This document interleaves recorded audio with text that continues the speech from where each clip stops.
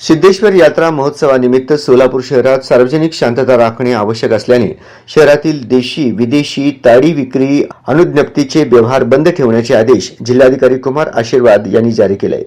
महाराष्ट्र मद्य निषेध अधिनियम मधील कलम 142 अन्वये प्रदान करण्यात आलेल्या अधिकाराचा वापर करून जिल्हाधिकारी आशीर्वाद यांनी आदेश जारी केले असून दिनांक 14 जानेवारी रोजी सायंकाळी 6 वाजेपर्यंत, दिनांक 15 जानेवारी रोजी सायंकाळी 7 वाजल्यानंतर व दिनांक 16 जानेवारी 2024 रोजी सायंकाळी 5 वाजल्यानंतर शहरातील देशी विदेशी ताडी विक्री अनुज्ञप्तीचे व्यवहार बंद ठेवावेत.